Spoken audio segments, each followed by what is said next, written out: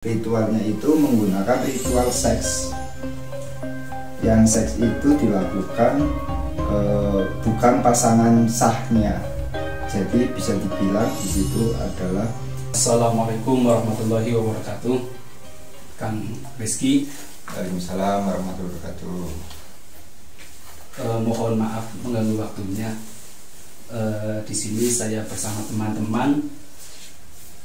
Yang pertama, tujuan kami di sini yaitu silaturahmi.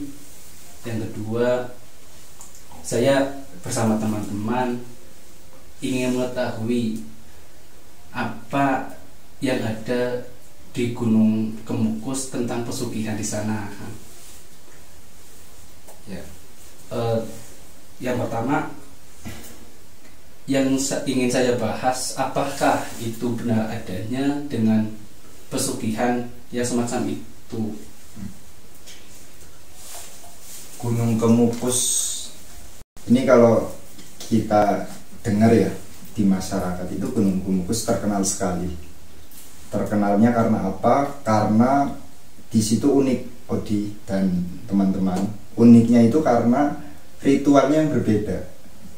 Kemarin kita sudah bahas Gunung Kawi, ritualnya dengan tumbal keluarga dan sebagainya. Nah, kalau Gunung Kemukus itu ada yang unik. Ritualnya itu menggunakan ritual seks. Yang seks itu dilakukan bukan pasangan sahnya. Jadi bisa dibilang di situ adalah ritual seksina. Itu memang benar adanya, sampai sekarang pun banyak sekali orang yang ke situ untuk mencari kekayaan atau biasa dikenal pesugihan. Berarti Pesugihan di situ menggunakan yang tadi Kang Rizky bilang kan bukan istri sah ya? Iya, pasangan yang bukan istrinya sendiri. Iya. Lantas itu perempuan siapa Kang untuk menjadi mungkin kayak syarat gitu ya? Iya. Menjadi syarat. Jadi gitu.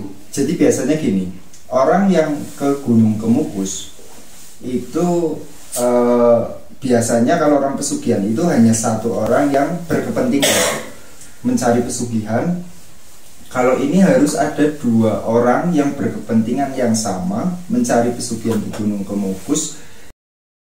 Dia itu satunya laki-laki, satunya perempuan. Entah itu laki-laki perempuan itu sudah berkeluarga atau belum, yang penting bukan pasangan sahnya. Nah, jadi memang dua orang yang punya kepentingan khusus mencari pesugihan di Gunung Kemukus itu bisa janjian dari rumah menuju Gunung Kemukus juga bisa, atau nantinya bertemu di sana juga bisa. Berarti bisa dikatakan bebas ya, yang penting bukan pasangan sendiri gitu ya? Yang penting bukan pasangan sendiri dan punya maksud dan tujuan yang sama. Itu. Kadang di sana juga ada, akhirnya gini, di Gunung Kemukus itu muncul prostitusi. Banyak yang disewakan PSK untuk barangkali di sana belum punya pasangannya. Tapi kan tujuan awalnya bukan seperti itu syaratnya. Dua orang ini harus punya kepentingan yang sama, baru bisa melakukan ritual di Gunung Kemukus tersebut. Berarti sudah disiapkan mungkin di situ ya Kang ya? Sudah, ya. Terkait. Lantas kalau kita melihat pesugihan-pesugihan yang lainnya, yang ada dengan mengorbankan anak ataupun istri, bahkan orang tua sendiri, ya kan? Apakah di situ juga akan memakan korban seperti itu lagi nggak Kang? Itu jelas dan pasti. Rumusnya itu pasti sekali. Yang namanya pesugihan itu bersekutu dengan setan, iblis. Otomatis iblis yang akan memberikan mereka pesugihan itu harus meminta syarat, harus ada timbal baliknya. Apa nih, ente mau berikan saya apa? Nyawa apa jiwa gitu. Jiwa yang dipinjamkan, bisa jadi seperti itu kan. Gitu. Sukmanya dipinjamkan, mau boleh enggak nanti saya kasih pesugihan. Itu harus ada timbal balik dari manusianya itu.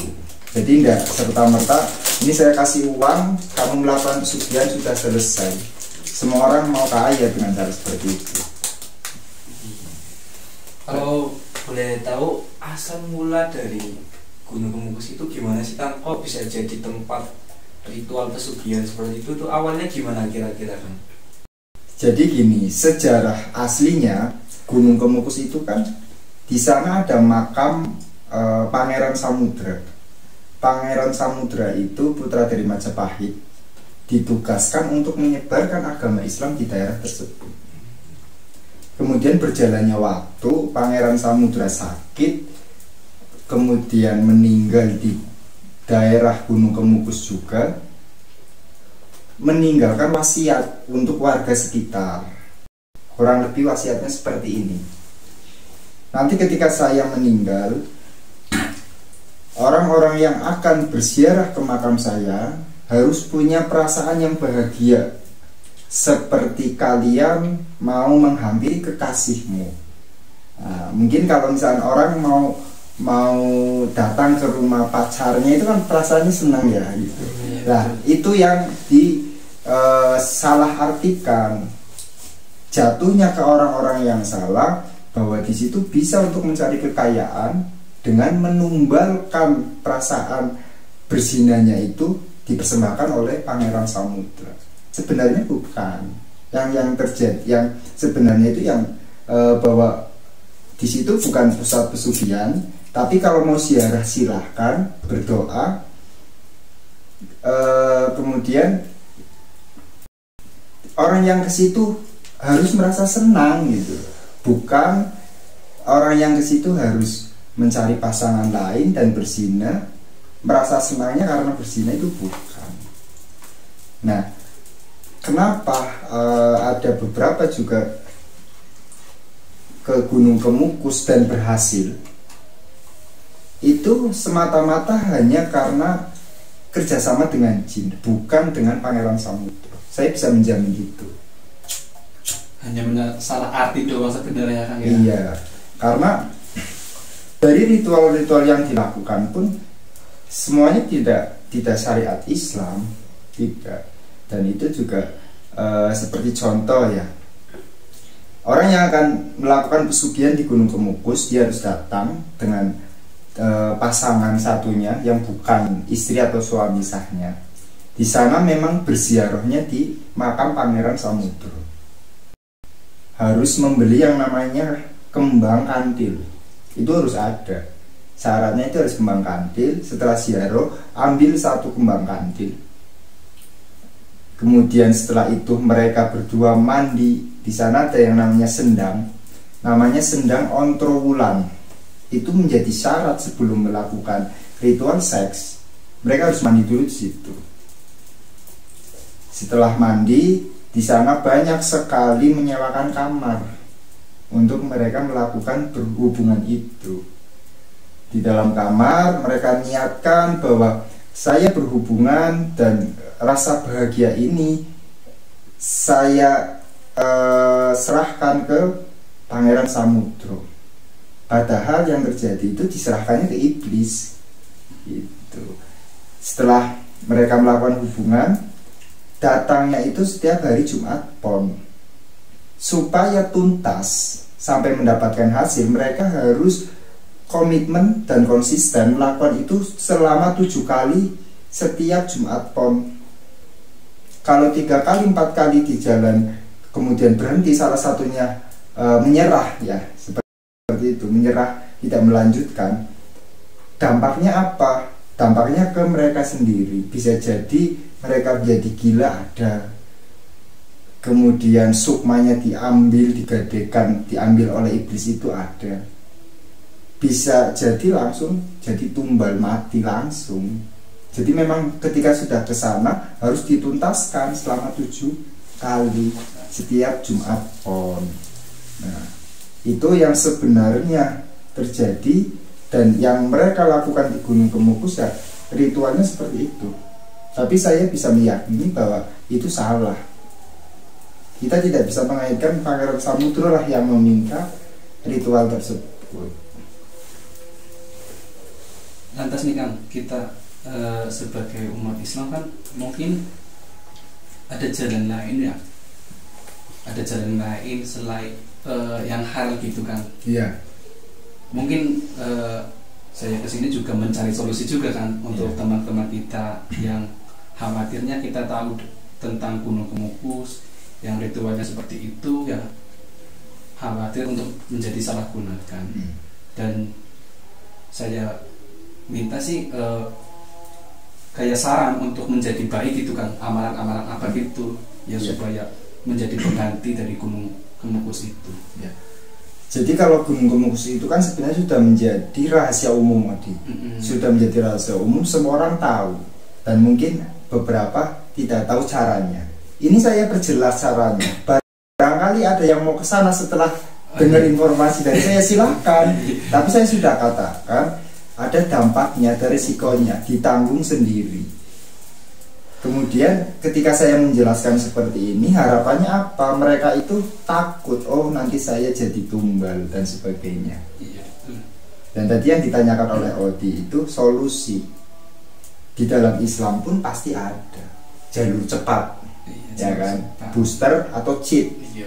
Kalau kita bekerja, kalau kita dagang, nggak pakai booster, nggak pakai ikhtiar batin, itu biasa-biasa saja. Walaupun rezeki semua sudah diatur oleh Allah. Nah, tapi amalan-amalan di dalam Islam itu sangat banyak sekali. Amalan termasuk untuk pesugihan. Saya kalau katakan amalan itu yang pakai kalamullah, itu tetap kita sedang mencari pesugihan. Cuma jalannya jalan yang benar. Kalau tadi pesugihan sama-sama, pesugihan ke Gunung Kemukus, jalannya salah. Dari ritualnya saja sudah salah. Mereka melakukan zina dengan yang bukan pasangannya. Nah, kalau yang pesugihan jalur yang benar ini, saya rekomendasikan ada satu amalan yang sangat luar biasa. Jadi amalan ini saya dapatkan dari Kiai Haji Abdul Ghafur. Beliau adalah pengurus pondok pesantren Sunan Derajat yang sangat luar biasa. Dan sudah banyak sekali teman-teman yang sharing kepada saya setelah melakukan amalan ini, alhamdulillah semua hajat terkabul. Apa yang mereka inginkan, tujuan apa, itu alhamdulillah beberapa dikabul oleh Allah Subhanahu wa Ta'ala. Itu gampang sekali, nggak usah ke Gunung Kemukus yang jauh harus pakai transport, harus pakai uang, itu nggak usah. Nggak usah cari pasangan yang bukan muhrimnya, yang bukan suaminya sendiri, itu nggak usah. Amalan ini gampang sekali, hanya sholawat ya Sayyidi ya Rasulullah. Gampang sekali, semua orang bisa. Dan jangan berpikiran kalau saya itu bukan ahli ibadah, apakah bisa mengamalkan ini? Saya katakan bisa. Allah itu tidak mandang-mandang bahwa kamu itu ahli maksiat, kemudian ketika kepengen mengamalkan ini itu enggak bisa. Itu Allah nggak seperti itu. Ketika kamu mau, setelah ini nih tahu ada amalan ya Sayyidi Rasulullah, kok gampang banget bacaannya itu. Kemarin saya mabuk belum 40 hari nih. Katanya kalau orang mabuk 40 hari nggak diterima ya? Iya, nggak diterima. Tapi kalau kemarin mabuk, dengar bisa amalan ya Sayyidi Rasulullah, saya harus sholat, apakah diterima? Insya Allah diterima. Nggak usah mikir setelah 40 hari. Nah, gitu. Dan untuk cara mengamalkannya itu cukup mudah. Kita hanya butuh istiqomah saja. Kalau teman-teman semua bisa mengamalkan ya Sayyidi ya Rasulullah, berapa banyak tidak usah dihitung. Waktunya itu setelah sholat maghrib, sebelum berdiri, dilanjut membaca zikir ya Sayyidi ya Rasulullah sampai azan isya. Nah, ketika azan isya sudah terdengar, itu sudah berhenti. Nggak usah dihitung. Jadi tidak ada hitungannya. Nggak ada hitungannya. Waktunya itu setelah sholat maghrib sampai azan isya. Itu dilakukan, jangan sampai putus sampai 40 hari. 41 hari tidak boleh putus. Apapun hajat teman-teman, apapun permintaan teman-teman, saya bisa jamin pasti Allah kabul. Kenapa saya bisa bilang jamin? Banyak sekali, contoh sekali banyak. Saya sering sharing seperti ini kaitan dengan amalan.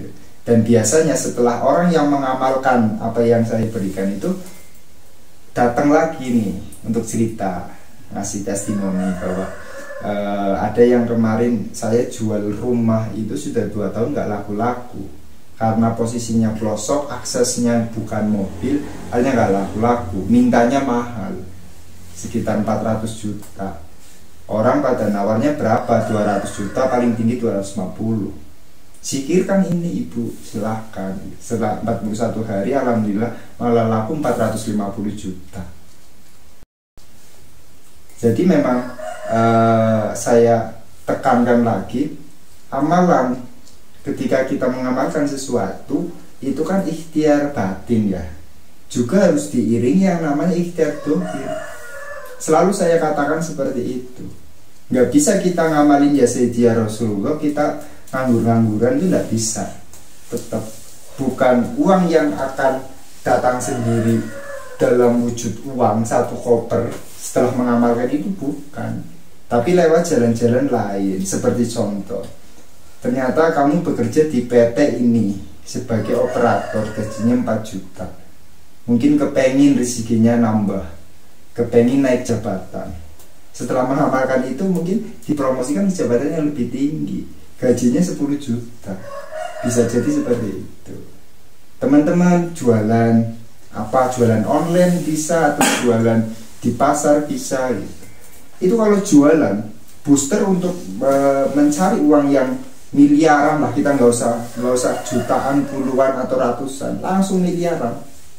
Itu bisa sangat. Yang paling gampang itu jalan seperti itu, yang direkomendasikan oleh Rasulullah. Harusnya berdagang ya, yang direkomendasikan oleh Rasulullah.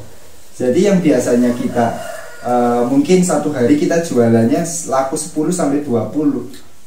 Bisa jadi karena kamu punya hajat, saya butuh uang 1 miliar untuk beli rumah, nggak apa-apa, untuk semua urusan dunia nggak apa-apa. Beli rumah, pengen beli mobil, tirakati ini. Ya Sayyidi Rasulullah 41 hari. Allah akan ngirim malaikat untuk beli. Yang tadinya 20 bisa 100, bisa 200 setiap hari. Tidak ada yang tidak mungkin kalau sudah kun fayakunnya Allah. Jadi itu teman-teman, kaitan dengan solusi apa? Kalau saya itu cuma taunya Gunung Kemukus nih. Ada solusi lain enggak yang lebih aman? Ya solusinya itu ini, pakai amalan. Kembali lagi pada keyakinan. Yakin nggak kita mengamalkan ya Sayyidi ya Rasulullah? Gitu. Kayak saya kira ini lumayan cukup ya tentang amalan tersebut, karena yang saya pikir tidak terlalu rumit ya, tidak terlalu rumit dan tidak memakan korban gitu loh. Iya. Seandainya tidak berhasil pun itu akan menjadi insan yang lebih baik mungkin ke depannya, dimana suatu saat yang mungkin doa kita ataupun hajat kita didengar oleh Allah, dan mungkin hajat kita akan dikabul oleh Allah karena sabab-musabab sholawat ya Sayyidi ya Rasulullah mungkin gitu kan. Sekali ya. Jadi saya kembali tekankan lagi ke teman-teman, banyak sekali orang yang pesimis ketika saya bukan ahli ibadah, saya itu ahli maksiat. Masa iya sih besok saya mau langsung mengamalkan ya Sayyidi ya Rasulullah? Itu bisa, dan siapapun boleh. Siapapun boleh. Tidak peduli kamu kemarin itu baru mabuk, baru begal, baru apa, itu enggak peduli. Kalau hari ini kamu mau mengamalkan, silakan. Berarti ada yang namanya perubahan hidup ya, perubahan dalam hidup. Dan kalau misalkan itu bisa menjadikan kamu lebih baik, bisa ya kemarin nggak sholat sekarang jadi sholat, ya kan harus sholat maghrib berarti. Ya paling tidak itulah. Kemarin nggak sholat 5 waktu, setelah tahu inilah saya sholat maghrib sama isya, nggak apa-apa dua. Yang orang namanya berubah itu harus sedikit demi sedikit.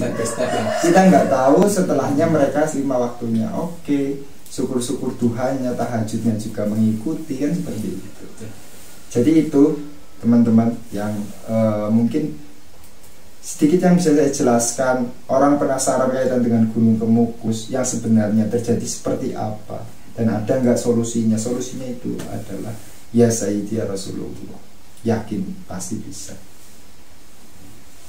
Ya, terima kasih Kang. Mungkin ini adalah salah menjadi jawaban kita ya Kang, yang kurang tahu tentang amalan-amalan yang sebenarnya banyak ya, tapi kita tidak tahu gitu loh. Sebenarnya sholawat pun apapun mungkin sebenarnya bisa ya kan, Bisa. cuma kita sebagai orang awam ya kan, kita nggak tahu tentang ini manfaatnya untuk apa kan, kita nggak tahu. Dengan adanya kita berdiskusi ya, mungkin ya berdiskusi seperti ini akhirnya kita tahu jalan yang lebih baik gitu loh kan. Ya, saya terima kasih kepada Kang Rizky, barangkali mengganggu waktunya yang seharusnya Kang Rizky itu istirahat jam segini kan, kita bersama teman-teman yang ganggu banget gitu. Siap, yang penting ada manfaatnya untuk kita semua. Betul. Saya cukupkan. Terima kasih. Assalamualaikum warahmatullahi wabarakatuh. Waalaikumsalam warahmatullahi wabarakatuh.